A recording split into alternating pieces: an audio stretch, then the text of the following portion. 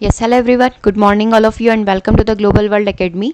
चलिए आज के सेशन को स्टार्ट करते हैं। सेशन में आज हम लोग यहाँ पर कंप्लीट करने वाले विटामिन एंड खनिज लवण के बारे में।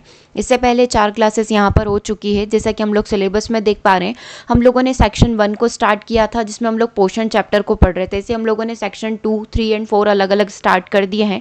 अलग अलग प्लेलिस्ट इनकी बना दी जा चुकी है। तो आप अलग अलग सेक्शन वाइज पढ़ना चाहते हैं तो आप सेक्शनल प्लेलिस्ट को विजिट कर सकते हैं। ठीक है, तो यहाँ पर आपकी इससे पहले 4 क्लासेस हो चुकी है।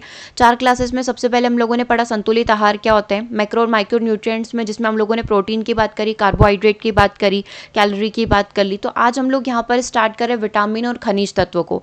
तो ये सारा जो यहाँ तक का टॉपिक है आज आपका पूरा कंप्लीट हो जाएगा। इस तरह इस चैप्टर से आपकी 5 क्लासेस होगी और 10 नंबर आप पूरे के पूरे यहाँ से इस चैप्टर से कवर कर सकते हैं। ठीक है, इनका फिक्स रहता है कि ये 10 नंबर यहाँ से पूछेंगे।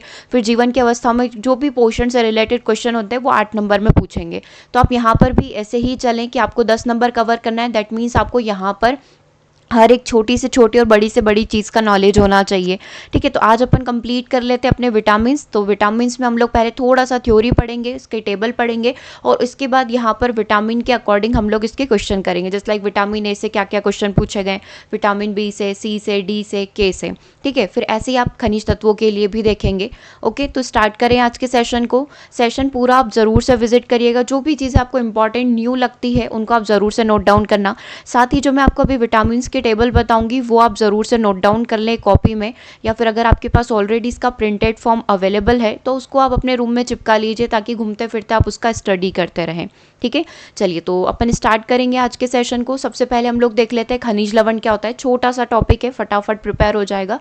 इसके बाद हम लोग लास्ट में विटामिन कंप्लीट कर लेंगे। ठीक है, तो स्टार्टिंग के 5 मिनट पहले हम लोग खनिज के बारे में बात कर लेते हैं, फिर स्टार्ट करेंगे अपन विटामिन्स को। तो देखो खनिज के बारे में यहाँ पर क्या लिखा हुआ है। खनिज लवण या मिनरल सॉल्ट होते क्या है। धातु, अधातु और उनके लवण को खनिज लवण यहाँ पर कहा जाता है। ये हमारे शरीर का लगभग कितना प्रतिशत भाग निर्मित करते हैं, 4%। हमारे शरीर का 4% भाग किससे बना होता है, खनिज लवण से यहाँ पर बना होता है। अब ये 2 प्रकार के होते हैं, वृहद और सूक्ष्म, मैक्रो और माइक्रो। मैक्रो नाम से ही समझ में आ रहा है। मैक्रो मतलब कि ऐसे तत्व जिनकी आवश्यकता शरीर को बहुत ज़्यादा है, मतलब वो बहुत ज़्यादा मात्रा में हमारे शरीर को चाहिए। और माइक्रो सूक्ष्म का मतलब क्या होता है कि बहुत कम मात्रा में लेकिन चाहिए ही चाहिए, दैट इज़ कंपलसरी। ठीक है, तो अब एक बेसिक सा आप देख लो कि मैक्रो में आते कौन कौन होंगे, मतलब जिनको बहुत ज़्यादा आवश्यकता है ना, शरीर को चाहिए ही चाहिए। दैट मीन्स अधिक मात्रा में चाहने वाले calcium, phosphorus, potassium, sulphur, sodium, chlorine और मैग्नीशियम हो गए। कम मात्रा में जैसे आयोडीन का नाम आपने सुना है, आयरन हो गया, कोबाल्ट हो गया, मोलिब्डेनम हो गया। ये बहुत अल्प मात्रा में हमारे शरीर को इन तत्वों की ज़रूरत पड़ती है। ठीक है, ये अभी थोड़ा सा डिटेल में अपन यहाँ पर पढ़ लेते हैं। इस टेबल में सारे वो तत्व दे रखे हैं जिनकी शरीर को आवश्यकता है। सबसे पहले मैं बात करूँ कैल्शियम की, अधिक मात्रा में चाहिए होता है। तो इसका क्या महत्व है, ठीक है, साथ ही इसका स्रोत क्या है, ये कहाँ से प्राप्त होगा और इसकी कमी से कौन कौन से रोग होते हैं। तो आपकी बीमारियां भी यहाँ पर साथ के साथ कंप्लीट हो जाएगी। तो कैल्शियम अस्थियों तथा दांतों का निर्माण करने में सहायक होता है ना। हम देखते हैं ना कि कैल्शियम, फास्फोरस कहाँ पर पाया जाता है, हड्डियों में पाया जाता है। तो अस्थियों और दांतों के निर्माण में इसकी बहुत ज़्यादा ज़रूरत होती है। हृदय व पेशियों को कंट्रोल कैल्शियम ही करता है। रक्त का थक्का जमने में भी अपना इंपॉर्टेंट रोल यहाँ पर प्ले करता है। साथ ही अपन विटामिन की बात करेंगे तो विटामिन डी का जो संश्लेषण होता है वो किसके माध्यम से होता है, कैल्शियम के माध्यम से होता है। तो ये चीज़ भी आप इसमें ऐड ऑन कर सकते हैं। ठीक है, बहुत सारी नई नई चीज़ें जो इन जनरल आपको बुक में या नोट्स में नहीं मिलती है ना, जो क्वेश्चंस में पूछी जाती है। तो क्वेश्चन डेफिनेटली अपन कर ही रहे हैं, साथ के साथ आप नोट्स बनाते जा रहे हैं तो इन चीज़ों को नोट डाउन करते हुए चले। तो कैल्शियम क्या हो गया, अस्थियों दांतों का निर्माण, हृदय पेशी का नियंत्रण, रक्त का थक्का जमने में सहायक। और साथ ही कैल्शियम क्या करेगा, विटामिन डी का संश्लेषण करने में मदद करता है। कहाँ से प्राप्त होगा, दूध, अंडा, हरी पत्तेदार सब्जियों का आप सेवन करते हैं तो यहाँ से आपको प्राप्त हो जाएगा। अस्थि भंगुरता, अस्थियाँ कमज़ोर होने लग जाता है। हृदय गति जो है अनियंत्रित यहाँ पर हो जाती है ना, हृदय की धड़कन तथा पेशी की गति जो है इससे प्रभावित हो जाता है यदि कैल्शियम हमारे शरीर में कम है। ठीक है, फास्फोरस की बात करें, कोशिकाओं को ऊर्जा देना, अस्थि और दांतों के निर्माण में मदद करता है। कहाँ से प्राप्त होगा, अनाज, दाल, दूध, अंडा, मछली से ये प्राप्त होगा। अगर ये नहीं है तो शारीरिक कमजोरी, कमजोर दांत व अस्थियाँ यहाँ पर रहेगी। लौह तत्व की बात करें, कम मात्रा में शरीर को चाहिए होता है, लेकिन कोशिकाओं में ऑक्सीजन तथा कार्बन डाइऑक्साइड का आदान प्रदान किसके माध्यम से होता है, लोहा या आयरन के माध्यम से होता है। गर्भवती महिलाओं के लिए बहुत ही ज़्यादा आवश्यक माना जाता है, इसीलिए उनको आयरन की गोलियाँ यहाँ पर दी जाती है। लौह तत्व पदार्थ खाने को बोला जाता है, जस्ट लाइक पालक वगैरह हो गया, जैसे अनाज, दाल, मांस, हरी पत्तेदार सब्जियां, केला, सेब, अमरूद, ये सारे तत्व लौह तत्व हमारे शरीर को देते हैं। ठीक है, इससे क्या होता है? अरुधिरता, रक्त की कमी, रक्त द्वारा ऑक्सीजन अवशोषित करने की क्षमता में कमी। रक्त जो ऑक्सीजन को अवशोषित करता है ना, हम लोग देखते हैं ना डीऑक्सीजनेटेड ब्लड जो है हमारे हार्ट के अंदर जाता है, फिर वो फिल्टर होता है ना, जो लंग्स के द्वारा फिल्टर होता है, फिर वो फिल्टर्ड ब्लड जो है हार्ट के अंदर डाला जाता है, ऑक्सीजनेटेड होकर आता है, फिर वो पूरे बॉडी के अंदर सर्कुलेट होता है। तो अगर रक्त ही ऑक्सीजन को अवशोषित नहीं कर पा रहा है तो डेफिनेटली सारी चीज़ें हमारे शरीर की अफेक्ट हो जाएगी, क्योंकि अगर हार्ट अफेक्ट हुआ है दैट मीन्स सारी चीज़ें अफेक्ट हो गई है। तो ये किसकी कमी से होता है? लौह तत्व की कमी से होता है। तो हमारे शरीर में इसकी आवश्यक होना बहुत ज़्यादा ज़रूरी है। आगे बात करते हैं मैग्नीशियम की। पेशियम तंत्रिका पर नियंत्रण करना कुछ एंजाइमों के लिए बहुत ही ज़्यादा आवश्यक माना जाता है। हरी पत्तेदार सब्जियां, अनाज खाइए, आपके शरीर में कभी भी मैग्नीशियम की कमी नहीं होगी। अगर कमी हो गई, इन केस कमी हो गई, तो क्या फ़र्क पड़ेगा? पेशियों तथा तंत्रिकाओं के कार्यों में यहाँ पर कमी आ जाएगी। गंधक या सल्फर की बात कर लें, एस से इसको रिप्रेजेंट किया जाता है। प्रोटीन के निर्माण में ये बहुत ही ज़्यादा सहायक माना जाता है। अनाज, दाल, मेथी, काला नमक, इन सब का सेवन करिए। आजकल तो डॉक्टर ये भी प्रेफर करने लग गए हैं कि आप जो नॉर्मल नमक खाते हैं उस जगह आप काला नमक या सेंधे नमक का प्रयोग करिए, क्योंकि ये ज़्यादा हेल्दी माना जाता है बजाय साधारण नमक के, है ना। आपने देखा ही होगा, बहुत सारी जगह ये बताया जाता है। और अगर कमी हो जाती है तो पेशियों तथा तंत्रिका के कार्य में भी यहाँ पर कमी आने लग जाती है। तांबा, जस्ता एंड कोबाल्ट की बात करें, अल्प मात्रा में आवश्यक है। प्रोटीन और एंजाइम के निर्माण में ये मदद करते हैं। अनाज, दाल, मांस, सब्जियां खाना चाहिए। भूख न लगना, वृद्धि में कमी और अरक्तता यहाँ पर हो सकती है। आयोडीन अल्प मात्रा में चाहिए। भोजन के ऑक्सीकरण को ये नियंत्रित करता है। मछली, समुद्री नमक, आयोडाइज्ड नमक जो होता है, नमक बेसिकली नमक से ही मिलेगा आपको, है ना, तो ये सारी चीज़ें खाना चाहिए। घेंगा रोग हो सकता है इसकी कमी से, आपने देखा होगा, है ना, गलसुआ जिसको हम लोग बोलते हैं। और असामान्य उपापचय मतलब मेटाबॉलिज्म प्रक्रिया यहाँ पर अफेक्ट होने लग जाती है। क्लोरीन की बात करें तो एंजाइम, तंत्रिका तथा आमाशय के कार्यों में बहुत ही ज़्यादा सहायक होता है। नमक के थ्रू, अनाज और फलों के थ्रू आपको ये तत्व क्लोरीन मिल जाएगा। निर्जलीकरण दैट मीन्स पानी की शरीर में कमी होने लग जाएगी और बहुत ही ज़्यादा वीकनेस यहाँ पर आ जाती है। सोडियम और पोटेशियम की बात करें, शरीर की सभी कोशिकाओं को उचित स्थिति में रखने में ये मदद करता है। मैक्रो है, अधिक मात्रा में चाहिए। नमक प्राय सभी प्रकार के भोजन करने से आपको इसकी प्राप्ति होगी। रक्तदाब में कमी हो जाएगी। निर्जलीकरण, शारीरिक कमजोरी और स्पेसिफिक अगर मैं बात करूँ तो सोडियम की कमी हो जाती है तो मस्तिष्क भी अस्थिर यहाँ पर हो जाता है। अस्थिर हो जाना मतलब कि जो मेंटल इलनेस होती है, जो मानसिक कमजोरियाँ होती है, वो सोडियम और पोटेशियम की कमी से यहाँ पर देखने को मिलती है, मोस्टली सोडियम कम हो जाने से। ओके, चलिए आगे बात करें। देखो इसके बारे में कुछ फैक्ट के बारे में जान लीजिए। ये एक प्रकार का अकार्बनिक पदार्थ है। ठीक है, 65 से 70% जल जो है मानव शरीर में पाया जाता है। यह पसीने और वाष्पन के द्वारा शरीर के ताप को नियंत्रित करते हैं। पाचन, परिवहन और उत्सर्जन में सहायक होते हैं। मुख्य स्रोत उपापचयी जल, तरल भोजन और पीने का जल है। और अगर इसकी कमी हो गई तो निर्जलीकरण दैट मीन्स डिहाइड्रेशन यहाँ पर हो जाता है। ठीक है, चलिए अब स्रोत क्या क्या हो गए? नमक, पालक, हरी पत्तेदार सब्जियां, सेब, फल, सभी प्रकार के भोजन। कार्य क्या क्या है? उत्तकों का निर्माण करना, हड्डियों को मजबूत करना, जैसे बेसिक से कार्य खनिज लवण के द्वारा यहाँ पर किए जाते हैं। और कितनी मात्रा में आवश्यक होता है? 4% यहाँ पर हमारे शरीर को ये चाहिए होता है। ठीक है, चलिए अब विटामिन्स के ऊपर आ जाते हैं। विटामिन्स की थोड़ी सी बात हम लोग यहाँ पर कर लेते हैं। देखो हर एक फैक्ट यहाँ पर बहुत ही ज़्यादा इंपॉर्टेंट है। जीवन रक्षक यौगिक क्या है? विटामिन है, खनिज लवण है, कार्बोहाइड्रेट है, प्रोटीन है। तो जीवन रक्षक यौगिक किसे कहा जाता है? विटामिन को कहा जाता है। ये एक प्रकार का कार्बनिक यौगिक है जो कम मात्रा में ही सही लेकिन हमारे शरीर के उचित कामकाज के लिए बहुत ही ज़्यादा जरूरी होता है ना। इसकी आवश्यकता हमारे शरीर को बहुत ही कम होती है, मतलब बहुत ही अल्प मात्रा में ये हमारे शरीर को चाहिए होता है। यह हमारे शरीर के जरूरी कार्यों को करने के लिए बल प्रदान करता है और हमारे शरीर को सही तरीके से काम करने में मदद करता है। मुख्य स्रोत क्या है? भोजन है, भोजन से ही इसकी प्राप्ति होगी। विटामिन हमें भोजन से मिलते हैं। हमारा शरीर खुद से विटामिन नहीं बना सकता या बहुत ही कम मात्रा में बनाता है, इसीलिए इसकी पूरी प्राप्ति जो है 99% ये चीज़ आपको कहाँ से मिलेगी?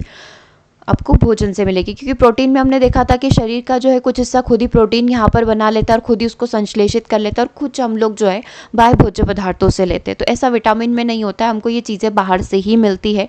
अब देखो विटामिन की अगर मैं बात करूँ तो पहले आप टेबल देख लीजिए, इसके बाद हम लोग इसको थोड़ा सा डिटेल में डिस्कस कर लेंगे। देखो विटामिन ए का रासायनिक नाम क्या है, रेटिनॉल है ना। अब अगर इसकी कमी हो जाती है तो रतौंधी रोग यहाँ पर हो जाता है। अब रतौंधी क्या होता है, नाइट ब्लाइंडनेस, रात में नहीं दिखता है, बहुत ही कम दिखता है, ठीक है। संक्रमण का खतरा, जीरोप्थैलेमिया यहाँ पर हो जाता है। कहाँ कहाँ से ये प्राप्त होगा आपके शरीर को, दूध, अंडा, पनीर, हरी सब्जियाँ, मछली, यकृत तेल, मूंगफली, गाजर आदि खाने से। मोस्टली गाजर खाने से आपके शरीर में कभी भी विटामिन की कमी नहीं यहाँ पर होगी, है ना। तो ये चीज़ आप ध्यान रखिएगा। आम भी एक अच्छा स्रोत यहाँ पर माना जाता है इसका, विटामिन ए का। विटामिन बी के अलग अलग सेक्शंस यहाँ पर हम लोग देख रहे हैं। सबसे पहले विटामिन B1, जिसका रासायनिक नाम, केमिकल नेम थाइमीन है। अगर इसकी कमी हो जाती है तो बेरी बेरी रोग यहाँ पर हो जाता है, ठीक है। अब देखते हैं ये कहाँ से प्राप्त होगा। तीली, सूखा मिर्च, दाल, यकृत तेल, अंडा और सब्जियों से इसकी प्राप्ति होगी। B2 का रासायनिक नाम क्या है, राइबोफ्लेविन हो गया। त्वचा का फटना, जीभ का फटना, ये सारे इसके लक्षण देखे जा सकते हैं। हरी सब्जियां, दूध, मांस आदि खाने से इसकी प्राप्ति होगी। विटामिन B3 का रासायनिक नाम नाइसिन है ना। 4D सिंड्रोम और पैलेग्रा यहाँ पर हो सकता है इसकी कमी से, ठीक है, जो त्वचा विकार होता है ना। मूंगफली, हरी सब्जियां, टमाटर आदि खाना चाहिए। B5 की बात करें तो विटामिन जो B5 हो गया है, इसका रासायनिक नाम क्या होता है, पैट्रोथेनिक एसिड, ठीक है। बाल सफ़ेद होना, मंदबुद्धि होना इसकी कमी से होते हैं। मांस, दूध, मूंगफली, टमाटर, इस प्रकार के भोज्य पदार्थ यहाँ पर खाने चाहिए। B6 की बात करें तो पाइरोडॉक्सिन इसका रासायनिक नाम होता है। कमी से एनीमिया रोग होता है। यकृत तेल, मांस, अनाज आदि भोज्य पदार्थ यहाँ पर लेने चाहिए। 7 की बात करें, बायोटीन इसका रासायनिक नाम है। लकवा, बारों का गिरना, इस प्रकार की कमजोरी या वीकनेस यहाँ पर देखी जा सकती है, बीमारी देखी जा सकती है। दूध, यकृत तेल, मांस, अनाज आदि 7 यहाँ पर लेना चाहिए। विटामिन B9 का रासायनिक नाम क्या है, फॉलिक एसिड है। एनीमिया यहाँ पर होता है। दाल, सब्जियाँ, अंडा, जैसे अपन ने B6 में अपन ने देखा था ना, सेम चीज़। B12 की बात करिए, काफ़ी इंपॉर्टेंट है, हमेशा पूछा भी जाता है। रासायनिक नाम साइनोकोबाल्मिन है। कमी से एनीमिया रोग होता है। दाल, सब्जियां, दूध, मांस आदि भोज्य पदार्थ लेने चाहिए। अब विटामिन C की बात करें, एस्कॉर्बिक एसिड होता है इसका रासायनिक नाम। स्कर्वी, मसूड़ों का फूलना, मसूड़ों से खून आना, ये सारी चीज़ें होती है। विटामिन C काफ़ी इंपॉर्टेंट है, कई सारे क्वेश्चन यहाँ पर बनते हैं विटामिन C से, क्योंकि अगर अपन जैसे विटामिन C के भोज्य पदार्थ को गर्म करते हैं तो सारा विटामिन C उनसे निकल जाता है ना। और भी बहुत सारी चीज़ें होती है इससे रिलेटेड, कि गर्म कर दिया या फिर बहुत ज़्यादा आप इसको पका देते हैं तो विटामिन C उन पदार्थों से निकल जाता है। बहुत ज़्यादा बार आपने धो लिया विटामिन C, जैसे कि नींबू, संतरा, टमाटर, खट्टे पदार्थ होते हैं, तो उससे विटामिन C निकल जाता है, ठीक है। विटामिन D कैल्सीफेरॉल होता है। रिकेट्स, ऑस्टियोमेलेशिया, जो वयस्क में पाया जाता है, हड्डियों का कमज़ोर हो जाना। स्रोत क्या है, मछली, यकृत तेल, दूध, अंडे आदि। विटामिन E टोकोफेरॉल बोला जाता है इसको, जनन शक्ति का कमज़ोर हो जाना। हरी पत्ते वाली सब्जियाँ, दूध, अनाज आदि यहाँ पर खाना चाहिए, ठीक है। या फिर इसको एर्गो कैल्सीफेरॉल भी यहाँ पर बोला जाता है। विटामिन की के जो है फिलोक्विनोन, इसका रासायनिक नाम है। रक्त का थक्का नहीं बनता है ना, ये भी एक प्रकार की आनुवंशिक बीमारी है। टमाटर, हरी सब्जियां आदि का सेवन यहाँ पर करना चाहिए, ठीक है। क्लियर है यहाँ पर। चलिए आगे बात करते हैं। अब यहाँ पर जो देख लीजिए आप, एक बार से पहले हम लोग विटामिन के कुछ क्वेश्चंस कर लेते हैं ताकि आपको आइडिया लग जाए कि किस प्रकार के क्वेश्चन एग्जाम में पूछे गए हैं। पहले हम लोग विटामिन ए के क्वेश्चन कर लेते हैं। विटामिन ए का रासायनिक नाम क्या है, थाइमीन है, एस्कॉर्बिक एसिड है, कैल्सीफेरॉल है या फिर रेटिनॉल है। सो करेक्ट आंसर क्या होगा, विटामिन ए का रासायनिक नाम रेटिनॉल होता है। डी आंसर आपका यहाँ पर करेक्ट हो जाएगा, ठीक है। बेसिक सा क्वेश्चन है। मानव शरीर में इन्फेक्शन को रोकने के लिए कौन सा विटामिन मदद करता है। अगर इन्फेक्शन को रोकना है तो डेफिनेटली हमने क्या देखा था, ये प्रतिरक्षी क्षमता हमारी बढ़ाता है ना। प्रतिरक्षी क्षमता मतलब रोगों से लड़ने में मदद करेगा। दैट मीन्स इन्फेक्शन को रोकना है, दैट मीन्स कौन सा इंपॉर्टेंट रहेगा, विटामिन ए यहाँ पर ज़रूरी रहेगा। कौन सा विटामिन प्रतिरक्षा प्रदान करता है, वही इन्फेक्शन वाली बात हो गई। दैट मीन्स आंसर क्या हो जाएगा, विटामिन ए हो जाएगा। पहले हम लोग ऐसे विटामिन ए फिर विटामिन बी ऐसे करके कर लेते हैं क्वेश्चंस, फिर इसके बाद हम लोग इसके मिक्स क्वेश्चन भी करेंगे, ठीक है। चलिए, विटामिन ए का सर्वोत्तम स्रोत किसको माना जाता है, गाजर को यहाँ पर माना जाता है, जैसे अभी मैंने आपको बताया था। आम भी अच्छा स्रोत है, गाजर भी अच्छा स्रोत है। वैसे कई सारी चीज़ें हैं इसके अंदर, है ना, मछली का तेल, उनका लीवर, है ना, अंडा, ये सारी चीज़ें। ठीक है। तो विटामिन ए का सर्वोत्तम स्रोत गाजर है। मानव शरीर में विटामिन ए कहाँ पर भंडारित होता है? तो लीवर में भंडारित होता है। ध्यान रखिएगा इस चीज़ को, ऑप्शन नंबर 1 आपका करेक्ट हो जाएगा।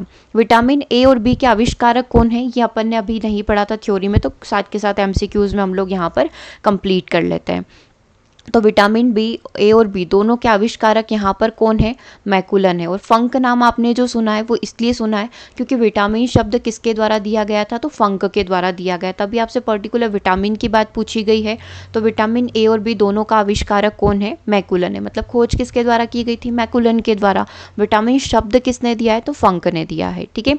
देखो अगला क्वेश्चन देखिए, परजीवी फसल जो है ट्रांसजेनिक क्रॉप स्वर्ण चावल किस वांछनीय लक्षण के लिए तैयार किया गया? गोल्डन राइस के नाम आपने सुना होगा। तो ये एक प्रकार से निर्मित की गई फसल है, नेचुरल नहीं है, इसको बनाया गया है। तो इससे आपके शरीर को किसकी प्राप्ति होती है? विटामिन ए की प्राप्ति होती है। ऑप्शन नंबर 1 यहाँ पर करेक्ट हो जाएगा। ठीक है। विटामिन ए का प्रचुरतम स्रोत क्या है? सेब, पपीता, अमरूद या आम? तो इन चारों में से आम सबसे अच्छा स्रोत यहाँ पर माना जाता है, क्योंकि देखा है आपने सेब जो है लौह तत्व के लिए रिस्पॉन्सिबल है। मैक्सिमम इसकी प्राप्ति लौह तत्व की आपको सेब के थ्रू होती है। तो विटामिन ए के लिए आम रिस्पॉन्सिबल है। गोल्डन राइस जो है, गोल्डन चावल का प्रचुरतम स्रोत क्या है? इससे किसकी प्राप्ति होगी? विटामिन ए की यहाँ पर प्राप्ति होगी। विटामिन बी के कुछ क्वेश्चंस कर लेते हैं। विटामिन बी का रासायनिक नाम क्या है? थाइमीन है। सो सी आंसर आपका यहाँ पर करेक्ट हो जाएगा। ठीक है।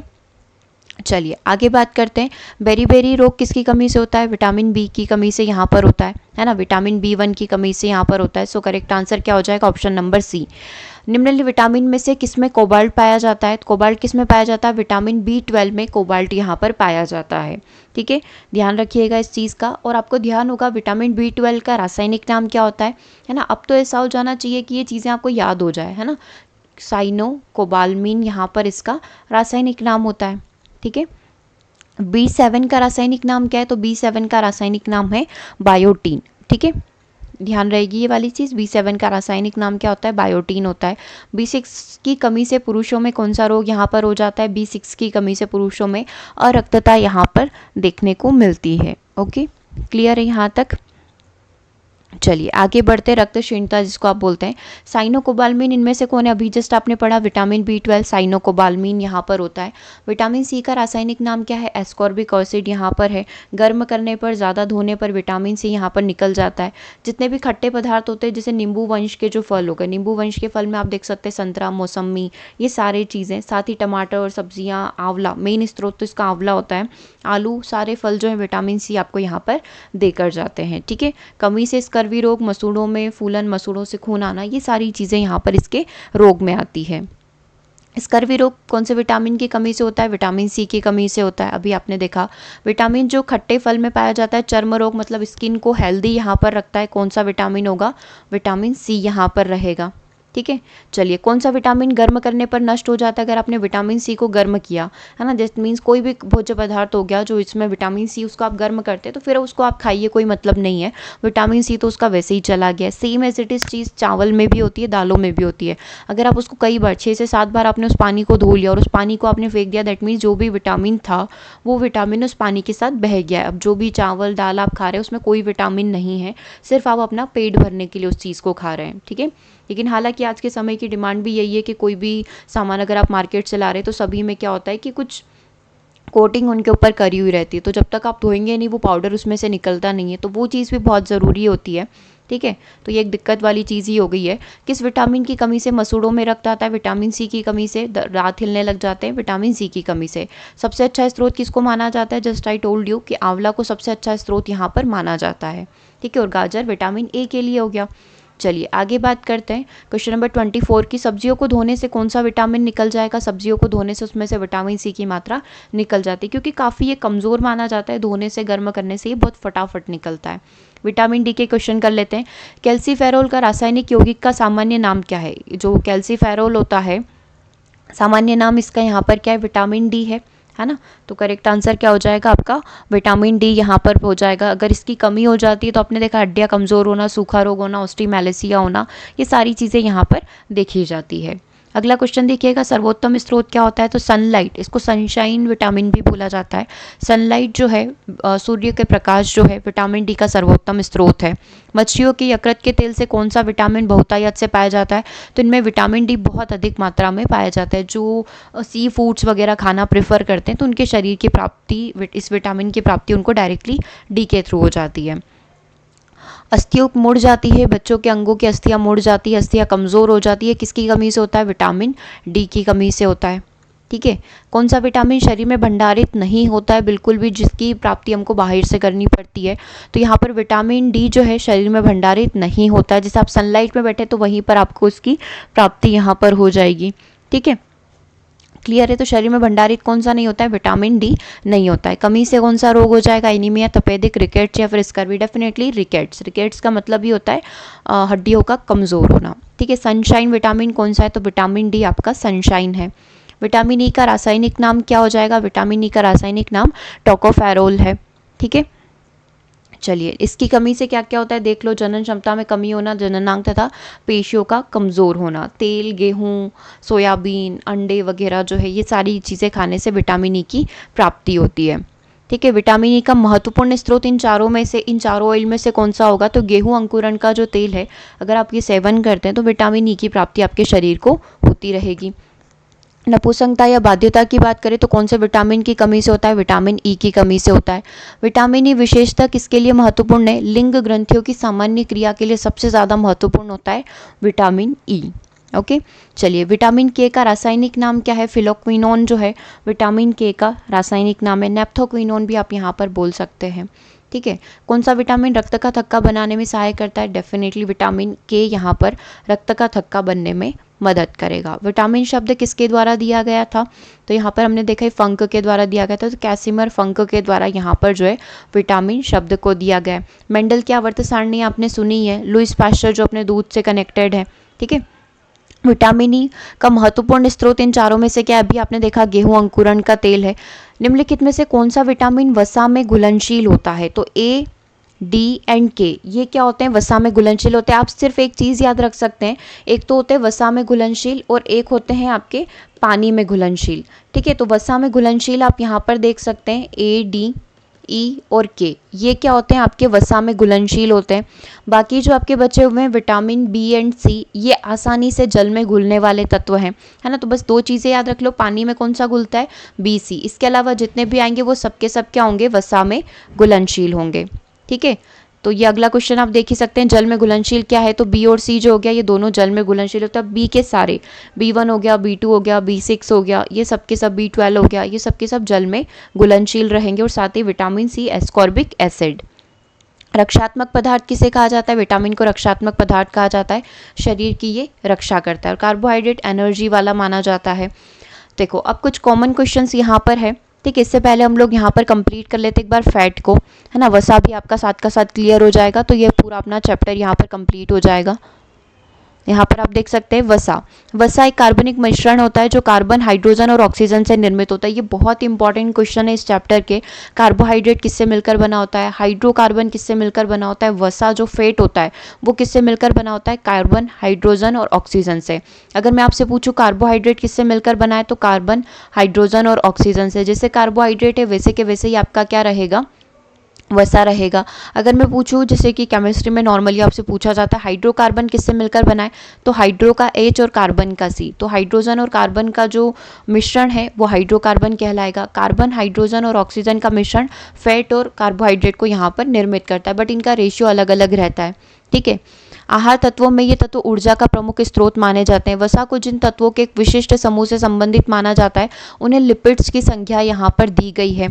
वसा को ठोस एवं तरल दोनों रूपों में यहाँ पर ग्रहण किया जाता है। सभी तरीके की वसा में संतृप्त और असंतृप्त फैट एसिड का मेल होता है। कुछ परिस्थितियों में जब संचित कार्बोहाइड्रेट समाप्त हो जाता है तो वसा भी यहाँ पर ऑक्सीकृत यहाँ पर होने लग जाते हैं। जैसे कार्बोहाइड्रेट जो काम कर रहा है सेम कार्य यहाँ पर वसा करेगा, लेकिन ऐसा होता है कि वसा की अल्प मात्रा बहुत अधिक मात्रा में आपको एनर्जी देकर जाती है ना। मतलब थोड़ी सी मात्रा आपने अपने वसा फैट लिया है ना, तो बहुत अधिक मात्रा में आपके शरीर को एनर्जी मिलती है। वसा लाइपेज एंजाइम के द्वारा वसी अम्ल तथा ग्लिसरोल में जल अपघटन के बाद श्वसनीय पदार्थ के रूप में उपयोग किए जाते हैं। आगे इनका परिवर्तन हेक्सोन शर्करा में होने लग जाता है। 1 ग्राम वसा में 9.8 किलो कैलोरी या फिर 41 किलो जूल ऊर्जा उपस्थित होती है, जो कि अन्य पदार्थों की तुलना में काफ़ी ज़्यादा है। तो ये होता है आपका फैट। तो जस्ट एक बेसिक्स इन्फॉर्मेशन है, मेन पॉइंट आपका ये वाली चीज़ है कि आपको ये ध्यान रखना है कि कितनी कैलोरी ऊर्जा इसके अंदर पाई जाती है। ठीक है, मान लो हमारे शरीर में कार्बोहाइड्रेट समाप्त हो गया तो फिर भी वसा के थ्रू हमारे शरीर को एनर्जी मिलती रहती है। ठीक है, क्लियर है यहाँ तक। स्रोत देख लो, स्रोत क्या क्या होते हैं, मूंगफली, नारियल तेल, तिल, है ना, घी, मक्खन, मांस, दूध, मछली, क्रीम, अंडा, ये सारे के सारे। शरीर के तापमान को कंट्रोल ये करता है। कोमल अंगों की रक्षा करता है, कोमल जो काफ़ी सॉफ्ट पार्ट होते हैं जस्ट लाइक आई, है ना। कोशिका कला का निर्माण करने में ये मदद करता है। तो ये हो गया आपका वसा। ये सारे क्वेश्चंस अभी जस्ट हम लोगों ने कंप्लीट किए। इसके बाद कॉमन एमसीक्यूज हम लोग यहाँ पर देख लेते हैं। ठीक है, 40 क्वेश्चन कंप्लीट कर लिए हम लोगों ने, इसके 41। ठीक है, अब यहाँ पर कुछ और क्वेश्चन जो कॉमन है। विटामिन सी का रासायनिक नाम क्या है? स्कॉर्बिक एसिड है। रतौंधी किस विटामिन की कमी से या नाइट ब्लाइंडनेस किसकी कमी से होता है? विटामिन ए की कमी से होता है। रासायनिक नाम क्या है इसका? विटामिन ए का रेटिनॉल है। ठीक है, प्रतिरक्षी क्षमता ये बढ़ाता है आपकी, है ना, इन्फेक्शन को दूर रखता है। और अपन ने गोल्डन राइस भी पढ़ा था जो भी विटामिन ए के लिए था। विटामिन सी का सबसे अच्छा स्रोत किसको माना जाता है? आंवला को माना जाता है। बेरी किस रोग की कमी से होता है? तो B1 की कमी से बेरी रोग यहाँ पर होता है, जिसका रासायनिक नाम थाइमीन है ना। चलो आगे कौन सा क्वेश्चन करना था? क्वेश्चन नंबर 5, वसा में घुलनशील विटामिन यहाँ पर कौन से हैं? तो आपने देखा था बी और सी पानी में है, इसके अलावा जो भी होंगे वो सारे के सारे वसा में होंगे। तो वसा में घुलनशील ए डी के सारे हो गए, डी आंसर आपका हो जाएगा। जल में घुलनशील कौन से हो गए? जल में घुलनशील बी और सी हो गए, तो आपका आंसर क्या हो गया? सी हो गया। विटामिन बी का रासायनिक नाम क्या है? विटामिन बी का रासायनिक नाम थाइमीन है। ठीक है, ऑलमोस्ट सारे क्वेश्चन रिपीटेड है। ठीक है, तो आप एक काम करिएगा, मैं इसका PDF आप सभी को प्रोवाइड करवा दूंगी ऐप पर। ऐप है आपका ग्लोबल वर्ल्ड एकेडमी। यदि आपने अभी तक उसको इंस्टॉल नहीं किया तो प्ले स्टोर से जाकर आप उसको इंस्टॉल कर सकते हैं, या फिर वीडियो के डिस्क्रिप्शन में लिंक डला हुआ है, वहाँ से जाकर आप उसको इंस्टॉल कर लीजिएगा। एकेडमी का लोगो आपको दिख जाएगा प्ले स्टोर पर। ठीक है, तो वहाँ से जाकर आपको विटामिन की कई सारी प्रैक्टिस हो जाएगी। इसमें कई सारे नए क्वेश्चंस भी हैं, है ना, तो वो भी आप प्रैक्टिस कर लेना। इसके अलावा यदि आप इसमें देखेंगे, इसमें कुछ वन लाइनर भी जोड़े गए हैं, है ना, ताकि बहुत ही अधिक मात्रा में आपकी यहाँ पर प्रैक्टिस हो जाए। ठीक है, तो ये वन लाइनर भी है, तो इन सभी की आप एक बार ज़रूर से प्रैक्टिस कर लीजिएगा, ताकि आपको ये श्योरिटी आ जाए कि हाँ, इस चैप्टर के 10 नंबर मेरे कहीं नहीं गए, क्योंकि सारी चीज़ें हम लोगों ने कंप्लीट कर ली है। ठीक है, तो 10 नंबर पूरे आपके यहाँ पर कवर हो जाएंगे। ओके, चलिए, तो आज के सेशन को यहीं ओवर करते हैं। मिलते हैं हम लोग नेक्स्ट सेशन में नए चैप्टर के साथ। Okay, thank you everyone. Session कैसा लगा कमेंट करके ज़रूर से बताइएगा। जस्ट आपका 2 सेकंड में कमेंट करना हमको यहाँ पर बहुत ज़्यादा मोटिवेशन देता है, तो कमेंट ज़रूर से करिएगा। सेशन अच्छा लगा लाइक करके शेयर ज़रूर से कर दीजिएगा। मिलते हैं नेक्स्ट सेशन में। Thanks for watching.